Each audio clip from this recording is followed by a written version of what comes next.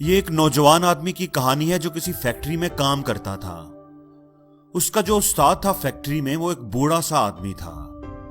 اس نے اسے نصیحت کی کہ فیکٹری میں کام کرتے ہوئے بولنا کم اور کام زیادہ کرنا، اور فیکٹری میں جو کام بھی ہو رہا ہے وہ سیکھنے کی کوشش کرتے رہنا، اپنی سکلز کو ہر وقت امپروو کرنے کی کوشش کرنا۔ کچھ سالوں کے بعد وہ بوڑھا آدمی ریٹائر ہو گیا اور وہ نوجوان آدمی اس کی جگہ پر ٹیکنیشین بن گیا۔ وہ پوری محنت اور ایمانداری سے اپنا کام کرتا تھا، جیسا کہ اس کے استاد نے اسے سکھایا تھا۔ وہ اکثر اپنے استاد کو ملنے کے لیے بھی جایا کرتا تھا۔ ایک دن وہ ملنے کے لیے گیا تو بوڑھے آدمی کو وہ تھوڑا سا اداس اور دکھی لگا۔ بوڑھے آدمی نے پوچھا کہ بیٹا کیا بات ہے، کوئی پرابلم ہوئی ہے، کوئی مسئلہ ہے تو بتاؤ، شاید میں تمہاری کوئی مدد کر سکوں۔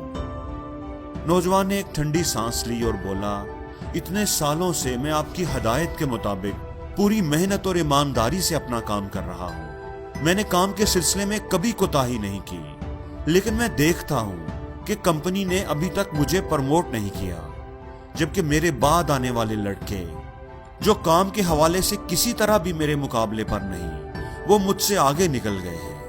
ان کے پاس نہ ہی میرے جتنا تجربہ ہے اور نہ ہی میری جیسی صلاحیتیں اور سکلز ہیں، لیکن کمپنی نے انہیں پروموٹ کر دیا ہے، اور میں جس نے فیکٹری کا سارا کام سنبھالا ہوا ہے میں وہی کا وہی ہوں، اور یہ بات مجھے دکھ دیتی ہے۔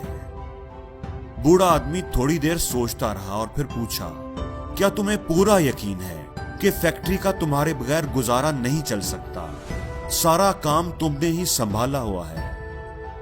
نوجوان نے کہا کہ جی ہاں بالکل، میں ایک دن فیکٹری نہ جاؤں تو سارا کام ڈسٹرب ہو جائے گا۔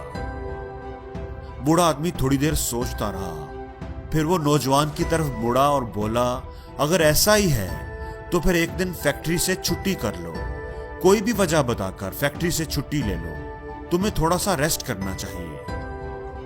نوجوان آدمی پہلے تو اس نصیحت پر تھوڑا حیران ہوا، لیکن پھر جیسے جیسے وہ سوچتا گیا اسے بات کی سمجھ آتی گئی۔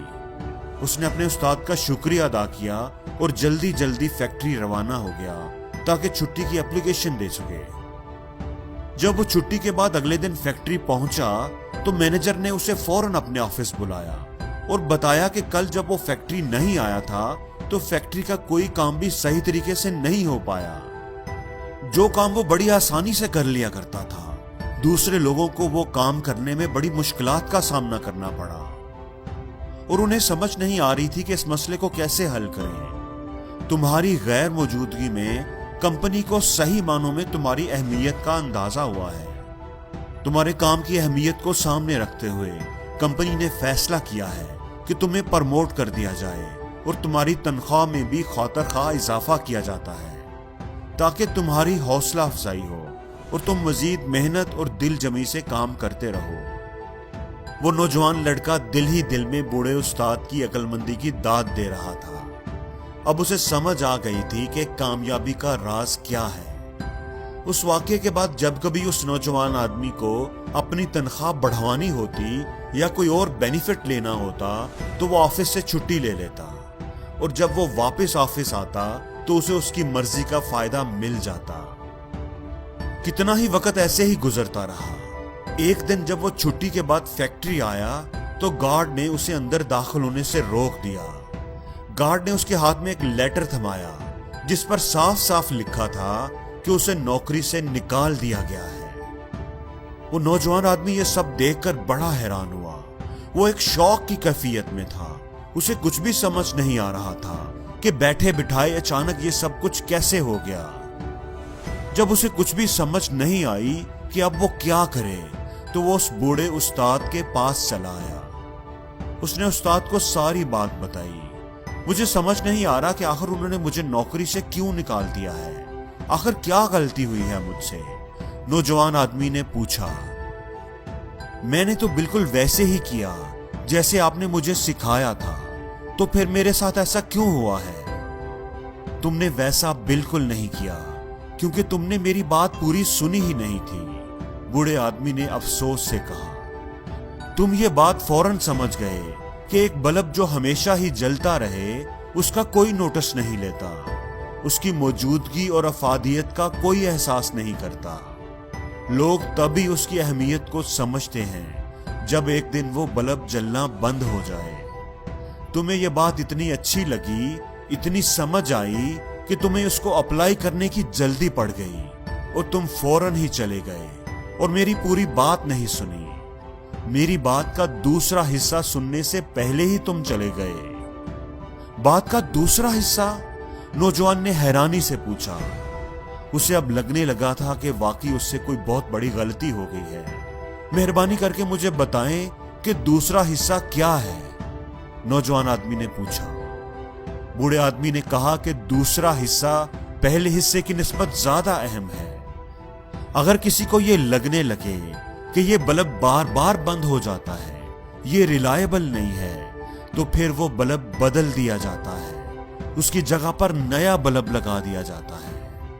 بوڑھے آدمی نے آہستہ آواز میں جواب دیا۔ دوستو، اس کہانی کا پہلا سبق یہ ہے کہ ہم بہت سی چیزوں کو، بہت سے لوگوں کو، بہت سے رشتوں کو جو ہمیشہ ہمارے لیے ہر وقت موجود ہوتے ہیں، فار گرانٹڈ لے رہے ہوتے ہیں۔ اکثر ہمیں ان کے ہونے کا، ان کی اہمیت کا احساس تب ہوتا ہے جب وہ ہماری زندگی سے چلے جاتے ہیں۔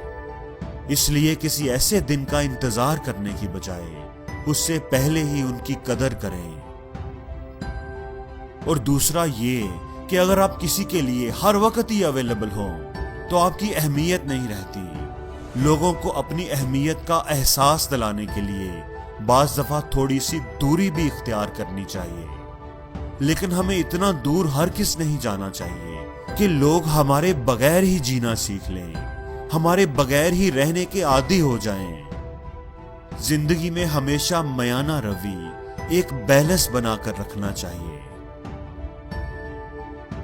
اور زندگی میں ہر روز کچھ نیا سیکھو، نیا سوچو، نیا کرو، لرن کرو۔